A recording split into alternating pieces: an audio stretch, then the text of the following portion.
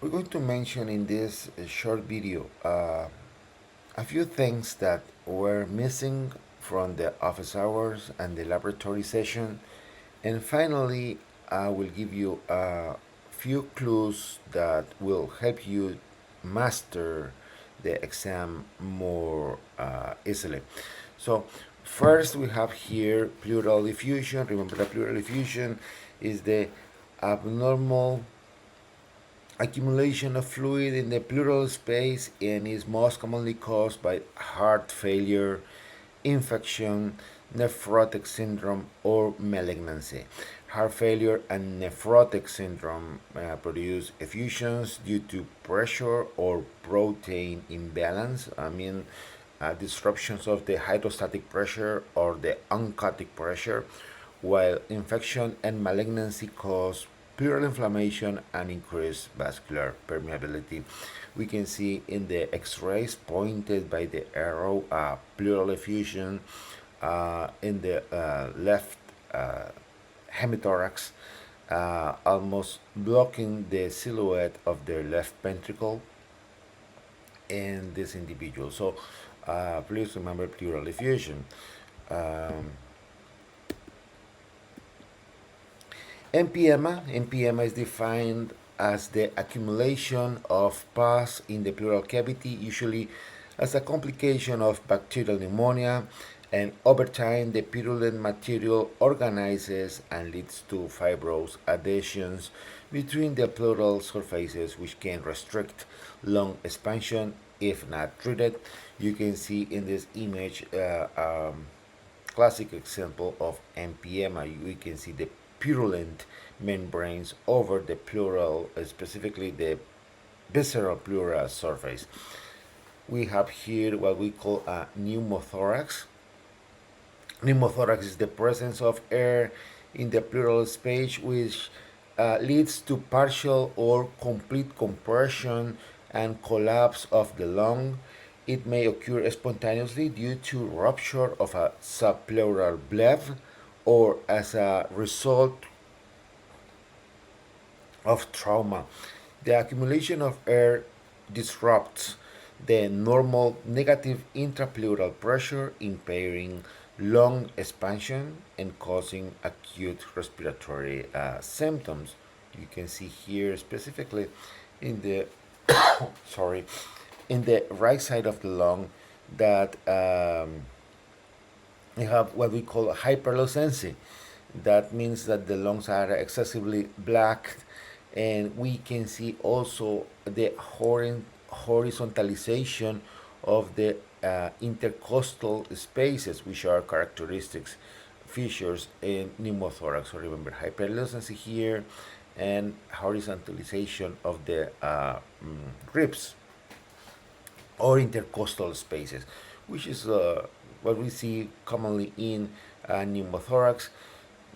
Probably some people is asking why we have this black shadow in x-rays just right here. Well, this is what we call the gastric chamber. This is the air that we have inside the stomach. So that's why we have this.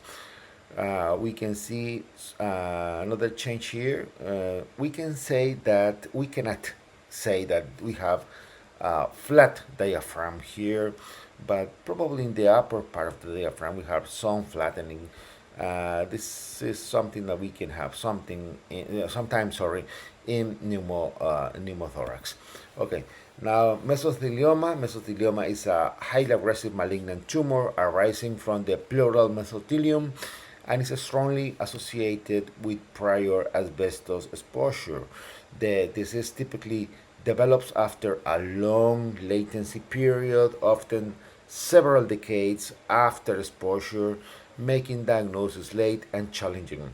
It characteristically encases the lung as a thick, firm pleural mass, leading to restrictive respiratory failure, recurrent pleural effusions, and severe chest pain. And despite treatment, mesothelioma carries a very poor prognosis. We can see in the image how the tumor encases the lung as a firm pleural mass. If we move to the head and neck tumors, there are a few that probably we need to remember. Probably the most important, even if it is benign, is the pleomorphic adenoma.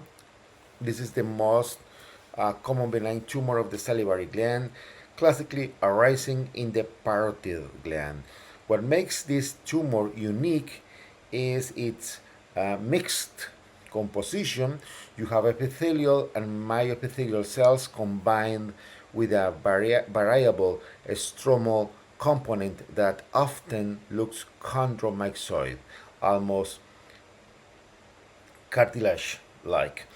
The variability is key on histology, and the tumor can look very heterogeneous, which is why we call it pleomorphic. Clinically, these tumors are slow growing and painless, but they should not be ignored. Over time, they carry a small risk of malignant transformation into what we call carcinoma X pleomorphic adenoma, which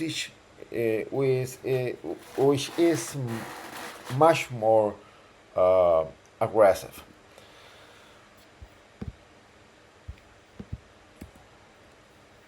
We have to remember also the nasopharyngeal carcinoma. Remember that this is an Epstein-Barr virus associated malignancy, particularly common in certain geographic regions like Africa or Southeast Asia. Histologically, this tumor is often referred to as a lymphoepithelioma. What that means is if you have a malignant epithelial cells here, uh, we have a background of lymphocytes, which can sometimes make it look similar to an inflammatory process. Clinically, the presentation is very characteristic. Patients often come with a neck mass due to early lymph node metastasis, and at the same time, local tumor growth can cause nasal obstruction and recurrent otitis media from Eustachian tube blockage. So when you see the combination of in an exam or in your practical life of Epstein-Barr virus, lymphocyte-rich histology, and a patient with a neck mass plus ear symptoms, thinking nasopharyngeal carcinoma. Remember, this is an aggressive tumor. Okay, we can see nasopharyngeal carcinoma. Remember, this is a malignant epithelial tumor of the nasopharynx with a strong association with Epstein-Barr virus. Especially common in East Asian population, is linked to environmental factors like nitrosamines in preserved foods.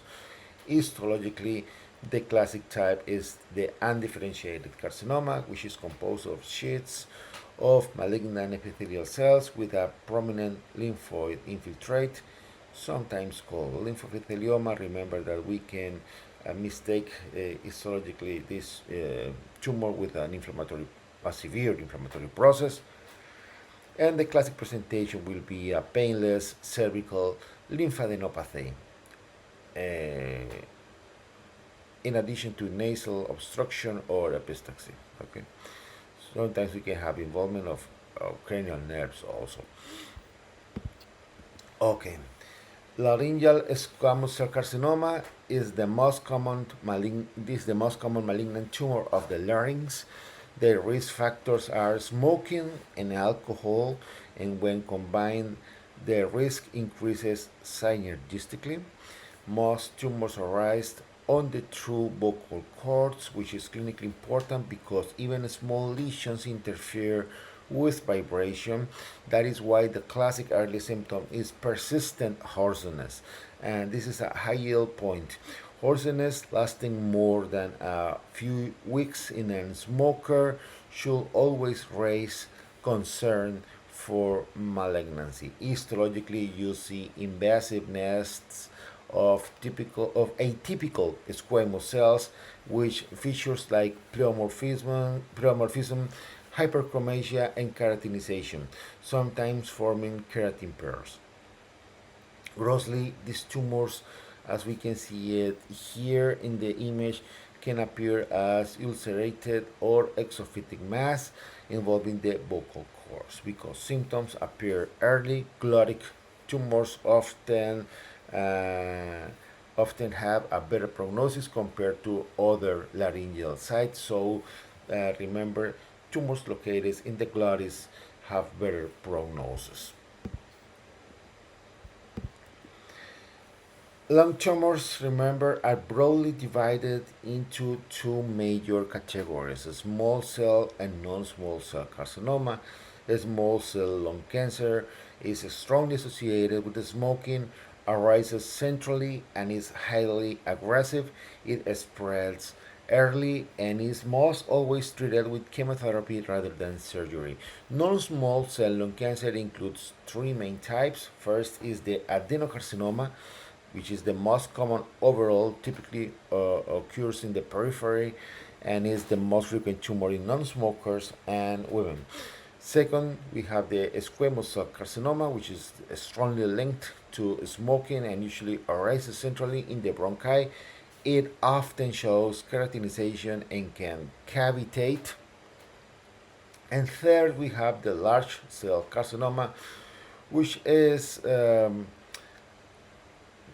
diagnosis of exclusion. Those large cell carcinomas are poorly differentiated and tends to grow and spread rapidly. These are the key warning signs of lung cancer, and they should never be ignored. A persistent cough in an adult, especially a smoker, is cancer until proven otherwise. Hemoptysis, this is a major red flag. Even small amounts of blood require immediate evaluation. Shortness of breath and chest pain suggest airway obstruction or invasion. And recurrent pneumonias in the same area point to a tumor blocking a bronchus. Also, systemic findings like weight loss or fatigue indicate advanced disease. Hoarseness raises concern for involvement of the recurrent laryngeal nerve. So, those are lung cancer symptoms that you need to remember. Non-small cell lung carcinoma accounts for about 85% of all lung cancers. There are two major pathways that are shown here. The first is the peripheral pathway that leads to adenocarcinoma. It starts with a typical adenomatous hyperplasia, progresses to adenocarcinoma in situ, and then to invasive adenocarcinoma. The second pathway is the central pathway that leads to squamous cell carcinoma. It begins with bronchial squamous dysplasia, progresses to carcinoma in situ, and then to invasive squamous cell carcinoma. At the molecular level, adenocarcinomas, especially in non-smokers, often have some very well-known mutations like EGFR, ALK, or ROS1. In contrast, smoking-related tumors more commonly show KRAS or BRAF mutations. The key concept is a stepwise progression driven by accumulating genetic alterations which directly impacts therapy and prognosis. Adenocarcinoma is the most common type of lung cancer. It typically arises in the peripheral lung, often from alveolar epithelial cells. Unlike other lung cancers, is most frequent in non-smokers, although it can occur in smokers. Histologically, it shows gland formation and mucin production, reflecting its origin from glandular epithelium. Molecularly, this tumor is critical because it often carries specific mutations. Common alterations include, again, EGFR mutations, ALK rearrangements and KRAS mutations. This is pretty high yield. Identifying these mutations directly guides target therapy, which has significantly improves outcomes. We can see here the hypertrophic osteopathic cloving, which is the probably the most important paraneoplastic manifestation of um, adenocarcinomas of the lung. So please don't forget this, because sometimes you can have descriptions of individuals having this uh, specific change that we call cloving in the nails, and this is a characteristic of the adenocarcinoma. So if you have a history in your exam that someone is describing a lung cancer, peripheral location, and they say that they have cloving, that points to adenocarcinoma. Squamous cell carcinoma of the lung is strongly associated with smoking and typically arises in the central bronchi. It develops through a stepwise progression.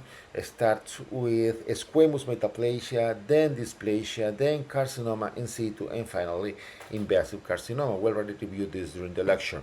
Histologically, the hallmark is keratinization with classic keratin pearls and something a little bit more specific called intercellular breach. Clinically, this tumor is important because it can produce, and this is pretty high yield for exams and for the medical life, it can produce PTH related peptide, PTH mimicker, that can lead to a very specific paraneoplastic hypercalcemia. Because of its central location, it often presents with airway obstruction, cough, and hemoptysis. Remember this. This is classic presentation: airway obstruction, cough, and hemoptysis. A small cell lung carcinoma accounts for about 15% of lung cancers and is the most aggressive type. It is strongly associated with heavy smoking and arises centrally, often near the bronchi. Another typical location is near to the carina. Don't forget this location. This is a neuroendocrine tumor composed of small cells with a scant cytoplasm. The cytoplasm is finely granular, and we have chromatin in the cytoplasm. The tumor have a high mitotic activity. It is characterized by early widespread metastasis, so it is rarely treated surgically. This is a neuroendocrine tumor derived from the Kolchitsky cells and show classic small blue cells with high mitotic activity. Molecularly, it is characterized by RB and TP53 loss, often with MYC family activation, driving a rapid proliferation. Clinically, it is important for its paraneoplastic syndromes, especially SIADH, ectopic ACTH production also, and Lambert-Eaton syndrome as well. Okay, we can see here the Kolchitsky cells, the origin of the small cell carcinoma cells. We have a mnemonic here for small lung cancer. SLC, S from smoking, C from chromogranin, and L, this is a little bit harder, from L, MYC oncogene. And also we have another one, SCL, SIADH, C from Cushing syndrome, and L for Lambert-Eaton syndrome. Okay, now we have the carcinoid tumors. Carcinoid tumors are well differentiated neuroendocrine tumors of the lung. They arise from neuroendocrine cells and commonly produce Serotonin, histologically, the key feature is uniform cells with salt and pepper chromatin reflecting finely granular nuclear chromatin. These tumors are typically low grade and less aggressive compared to small cell carcinoma. Clinically, they may present with airway obstruction, but the ideal concept is the carcinoid syndrome. However, in lung tumors, carcinoid syndrome is less common because serotonin is often metabolized before reaching systemic circulation. Remember, while we talk about liver and serotonin and during the lecture and the condition that we need to have the carcinoid syndrome, which is basically liver metastasis. Carcinoid syndrome is caused by systemic serotonin excess from neuroendocrine tumors. The classic symptoms are flushing, diarrhea, bronchospasm, and diaphoresis. You can see also sometimes right side heart failure due to serotonin induced fibrosis of the tricuspid and pulmonary valves. The key mechanism is the metabolism. Remember, normally serotonin released into the portal circulation is inactivated in the liver to 5-HIAA or 5 hydroxyindoleacetic acid. So patients are usually asymptomatic early. Symptoms develop when there are liver metastases, allowing serotonin to bypass the hepatic metabolism and enter systemic circulation. That is why this becomes a systemic syndrome after the metastasis. Okay, I hope this slide helps you a lot to understand the carcinoid syndrome. These are the classic paraneoplastic associations in lung tumors, and they are heavily tested. Please plant this in your mind. A small cell carcinoma produces ACTH and ADH, leading to Cushing syndrome and SIADH. It can also cause neurologic syndromes like Lambert-Eaton. Squamous cell carcinoma produces PTH related peptide causing hypercalcemia. Carcinoid tumors produce serotonin, which can lead to carcinoid syndrome, although this is less common in lung primary tumors. And remember, to have a carcinoid syndrome, we need a specific condition, which is liver metastasis. Finally, adenocarcinoma can produce a few paraneoplastic syndromes. One is associated to hypercoagulability, especially those type of adenocarcinoma producing mucin, and that can lead to Trousseau syndrome. The other paraneoplastic syndrome connected to adenocarcinoma is the hypertrophic osteoarthropathy that will lead to finger clubbing, and this is something that you need to remember. So a key pattern, a key message from this slide is pattern recognition. A small cell, hormones, squamous, calcium, carcinoid, serotonin, adenocarcinoma, finger clubbing, and sometimes Trousseau syndrome. The ectopic ACTH production is a classic paraneoplastic syndrome of a small cell lung carcinoma. Tumor cells produce ACTH independent of pituitary control, and that leads to Cushing syndrome. This results in hypercortisolism, which causes hyperglycemia, muscle weakness, and immunosuppressions. And patients may not have the classic Cushingoid appearance early, so the presentations can be subtle clinically but severe metabolically. Please refer to any book to check what we call a Carcinoid appearance, which is very interesting. Okay, now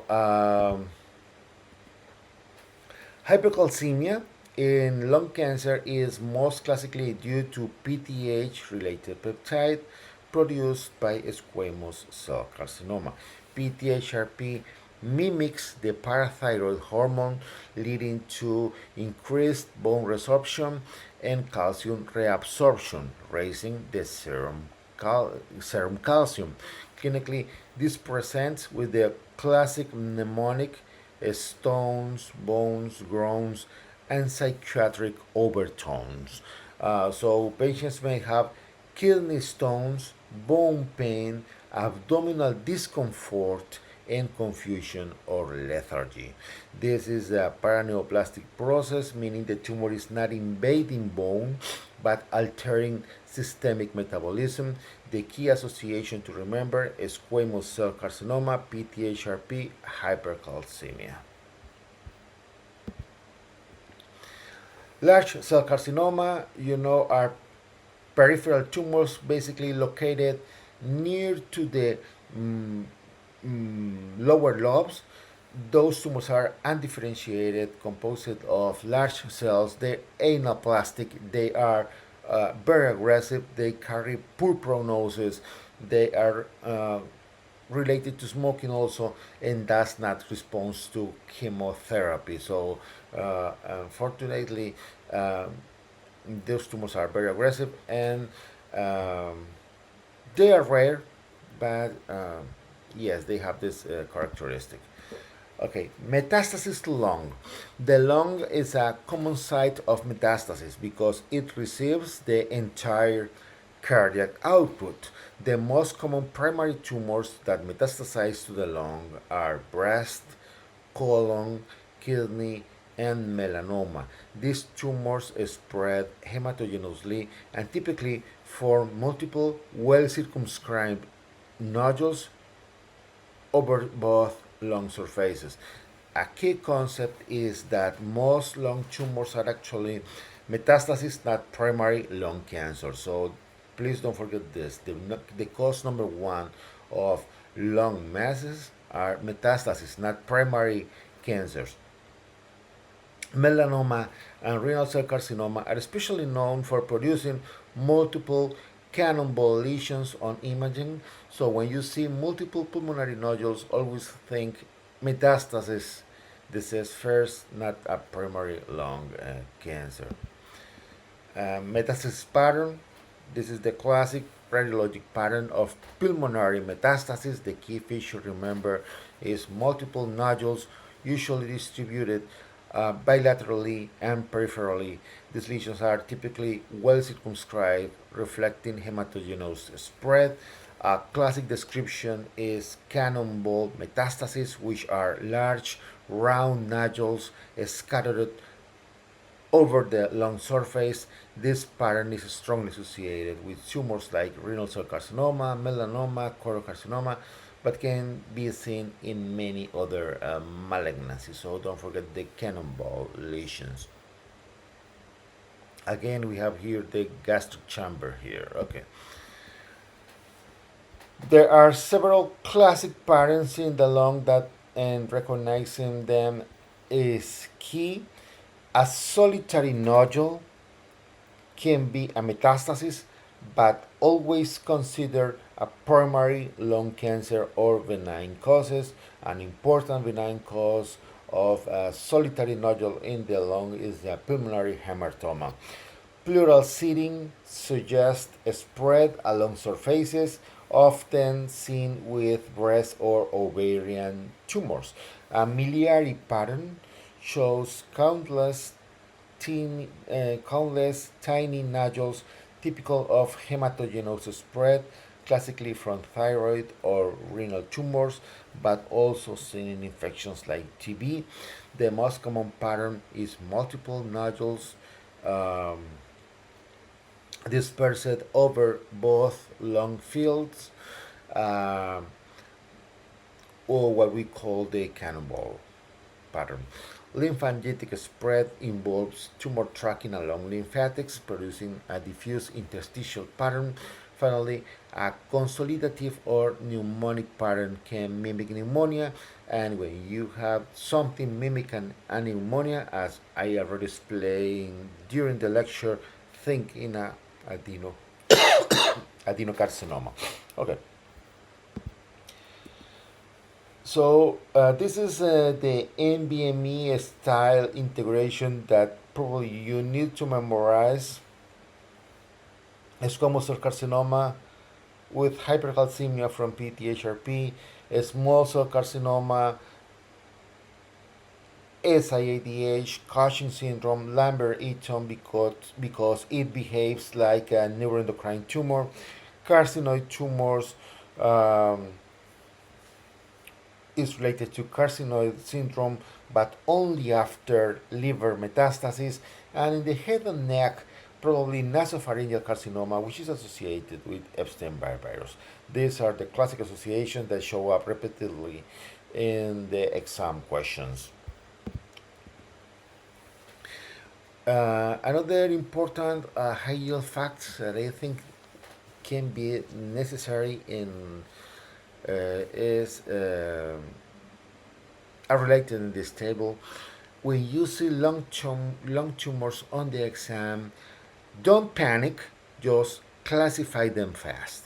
Start with location. Peripheral usually means adenocarcinoma. Central usually means squamous or small cell carcinoma. If the lesion is near to the hilar region, that means squamous. If the lesion is close to the carina or a little bit more inside of the lung, consider a small cell carcinoma. Now, let's go to the morphology. If you see glands or mucin description, think in adenocarcinoma. If you see keratin pearls or some type of keratinization described, this is a squamous. If the cells are described as a small blue with nuclear molding, that is a small cell carcinoma. Okay, and if they are talking about a neuroendocrine tumor with low mitosis, think in carcinoid.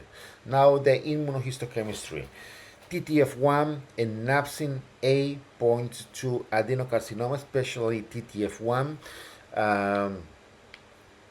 A thing that you need to remember, and it's very important about TTF1, is not exclusive to lung. It is also positive in thyroid tumors, so that can be a pitfall. P40 points to squamous cytokeratins, CK7, CKA1, or CKA13 points to squamous carcinoma. If you have description of CD56, synaptophysin, or chromogranin, that mean neuroendocrine tumors like a small cell or a carcinoid tumor. And if you have description of calretinin or WT1, that points to a mesothelioma. Now, the exam gold, the paraneoplastic syndromes. Remember, hypercalcemia means squamous, hyponatremia means small cell from SIADH. Please be extremely careful if you have a description of a patient with a lung mass and hyponatremia. Hyponatremia means a small cell from SIADH. Cushing from ACTH also means a small cell. Neuromuscular weakness, Lambert-Eaton. And now the biggest trap. If you see multiple peripheral nodules, do not call it a primary lung cancer. Think metastasis first. This is a classic NBME mistake.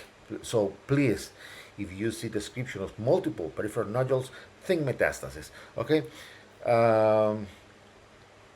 There are some immunohistochemistries in this list of IHC markers that are positive for metastasis, but I don't want to make you crazy thinking in more immunomarkers. So let's get rid of this. And final rule: Central mass plus smoking plus hypercalcemia is squamous cell carcinoma. Central mass plus hormones is a small cell carcinoma. Peripheral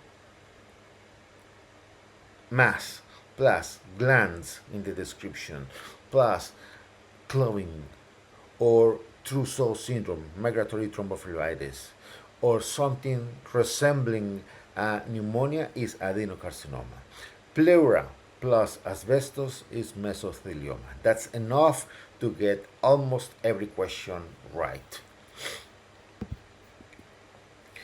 This slide summarizes the progression of lung cancer by stage. In stage 1, the tumor is small and localized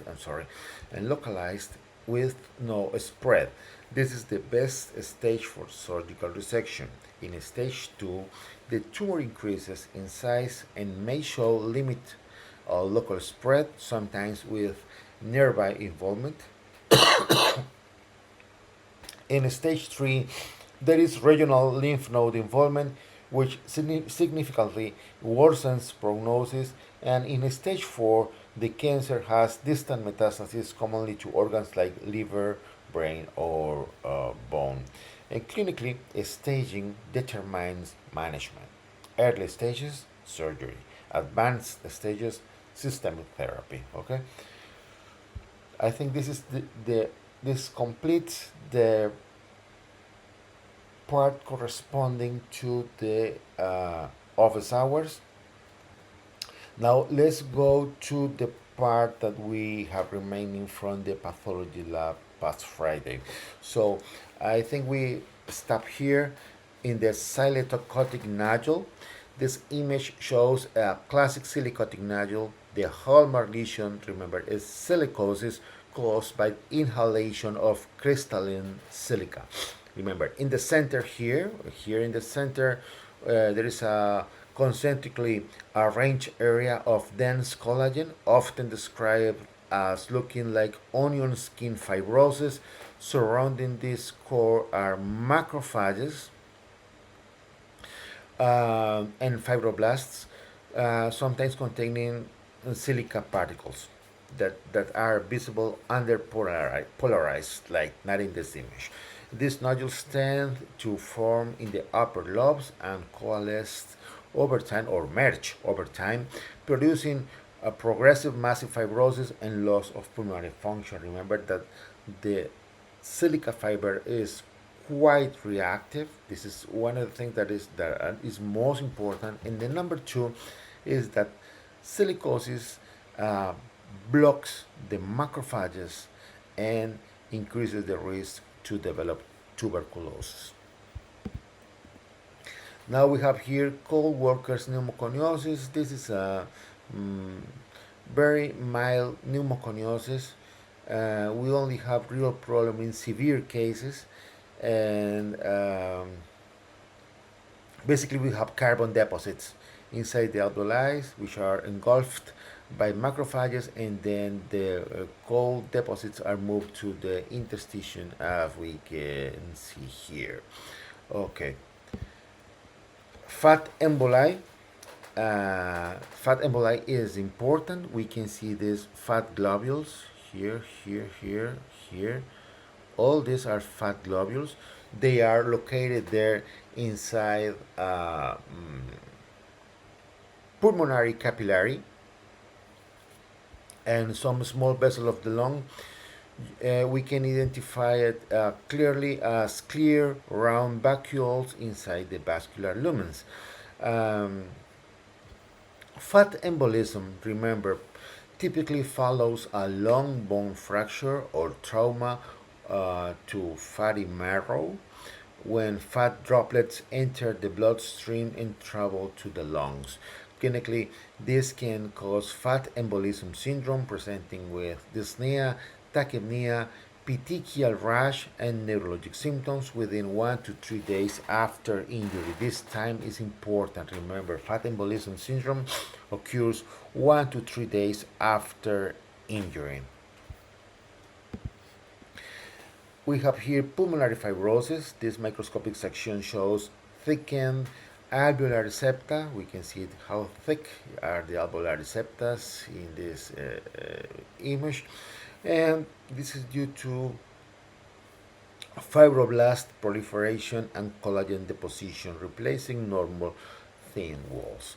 Alveolar spaces are distorted and reduced, with areas of honeycomb change as fibrosis remodels the parenchyma. So please highlight this because it's quite important.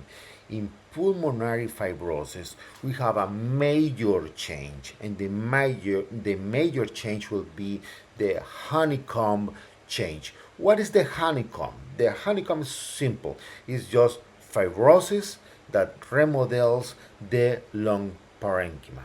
These findings are classically seen in chronic interstitial lung disease, where persistent injury and repair lead to progressive scarring and loss of lung elasticity, causing the restrictive respiratory failure that clinically characterize the pulmonary fibrosis. So this is a classic example of honeycomb change. In pulmonary fibrosis, we use a specific stain to see the fibrosis. The stain is the trichrome stain that makes the collagen fibers seen blue. That's why we have these blue structures here in this lung, because of the fibrosis. So this is a trichrome stain. Remember, sorry, the stain highlights dense collagen deposition, replacing normal alveolar architecture, confirming chronic and irreversible interstitial fibrosis. You can see also the distortion of the alveolar walls and a small fibroblast foci representing areas of active repair, especially in these areas which are a little bit dark blue than the other one, okay, which are the fibrotic areas. We have here the hyaline membranes and diffuse alveolar damage, or ARDS. We already know how these hyaline membranes are formed and the clinical effect, the gas exchange impairment that will produce the hyaline membrane, so we can skip this. We have here another image of honeycomb lung. In this case, we have a gross image. Remember, this is the classic honeycomb appearance. This is the end stage of idiopathic pulmonary fibrosis. You can see numerous cystic spaces lined by bronchial epithelium separated by dense fibrous tissue. These cystic air spaces represent dilated terminal bronchioles within severely fibrotic parenchyma. The fibrosis is usually subpleural and basal predominant, producing a firm, shrunken lung with loss of normal architecture. Clinically, patients present with progressive dyspnea, dry cough, and restrictive lung pattern. This is another finding that I think you need to remember, because it is very important, is the vascular remodeling that we have in pulmonary hypertension. Talking about remodeling, remember in pulmonary we have two remodeling changes that we need to remember. First one is in asthma. We already talked about this during the lecture. And the other one is in the pulmonary hypertension. This slide shows a marked thickening of the pulmonary arterial wall. We can see this, we call this onion skin vessels. And this is due to a smooth muscle hypertrophy and intimal fibrosis. The lumen is narrowed, increasing the vascular resistance and pressure within the pulmonary circulation. These vascular changes reflect pulmonary chronic hypertension, which may result from chronic hypoxia, left heart disease, or recurrent pulmonary emboli. Over time, the sustained pressure load leads to right ventricular hypertrophy and failure. The failure is a cor pulmonale. So Don't forget the vascular remodeling that we have in pulmonary hypertension, which is seen here. Finally, from the lab, we have pulmonary edema. This specimen shows heavy, wet lungs with a dark red, frothy cut surface typical of pulmonary edema. The froth is due to air mixed with edema fluid and blood, which fills the alveoli. The most common cause is left side heart failure, the most common cause of pulmonary edema. Remember the final question that we have during the workshop about edema. The most common cause is left side heart failure, leading to increased hydrostatic pressure in pulmonary veins. Often causes of edema include acute respiratory distress, toxins, or sepsis. Clinically, patients develop dyspnea, crackles, and pink frothy sputum due to fluid accumulation impairing the gas exchange. So this is the last slide that we have remaining from the lab. And now I will present a few clues that I think are necessary for your exam. So always remember this. If the stem of the question um, mentions productive cough, fever, and lobar consolidation, thinking acute bacterial pneumonia. If the stem mentions dry cough and diffuse interstitial infiltrates, consider a viral or atypical pneumonia.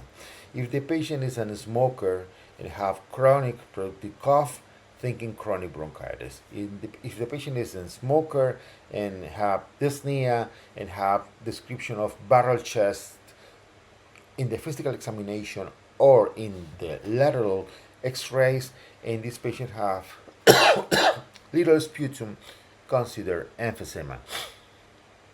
If the patient have a history of recent surgery and now develops sudden dyspnea and pleuritic chest pain, please think in pulmonary embolism. If the patient have a history of sepsis or trauma and now he's presenting with bilateral infiltrates and severe hypoxemia, the answer probably will be something related to ARDS. And if the patient is a smoker and have an hilar mass, squamous cell or small cell carcinoma. Remember, if we have something that looks like a pneumonia located in the peripheral part, the patient don't have the classic productive cough, fever, or lobar consolidation of pneumonia, think that maybe this patient have adenocarcinoma. And if the patient have an upper lobe capillary lesion plus night sweats, thinking tuberculosis. A few buzzwords that they love to test. Neutrophils filling alveoli. This is classic of bacterial pneumonia. Thickened alveolar septa with lymphocytes. Viral pneumonia. Goblet cell hyperplasia plus an increased read index, thinking chronic bronchitis. Destruction of alveolar septa. Emphysema, hyaline membranes, which that means ARDS. Caseating granulomas, that means TB. Non-caseating granulomas, thinking sarcoidosis. Keratin pairs plus interstellar breaches, thinking squamous cell carcinoma. Small blue cells, small cell carcinoma. So a few buzzwords that you will find very, very handy to recognize the type of disease that they want. A few histologic images. If you see the alveoli with neutrophils inside, as we can see it here, and some fluid, acute bacterial pneumonia. If you see hyaline membranes, thinking ARDS. If you see increase in the red index, or you can see goblet cell hyperplasia and the submucosal glands with hypertrophy or hyperplasia, you think in chronic bronchitis, and you see destruction of the alveolar septa, as we can see in this mostly white area, thinking emphysema.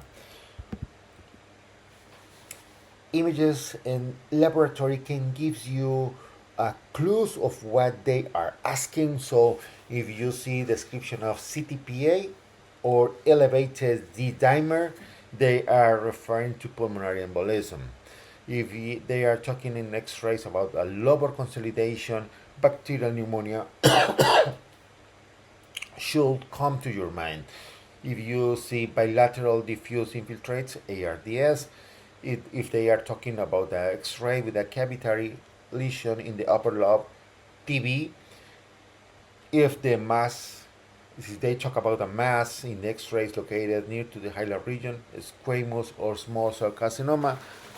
If they mention laboratories with hypercalcemia, probably they will ask about a squamous cell carcinoma.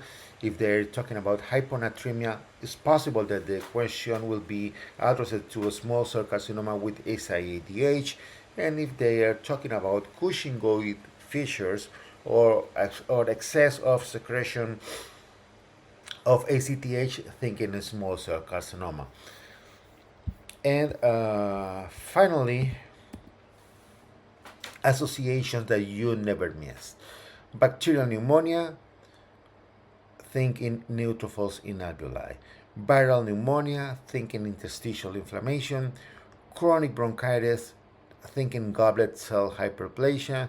Emphysema, destruction of alveolar septa. Pulmonary embolism, hemorrhagic wedge-shaped infarct. ARDS, think in hyaline membranes.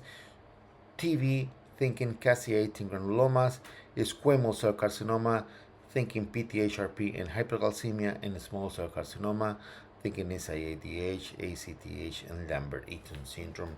Okay, this is everything. I hope this video helps you a lot to be more confident for your exam.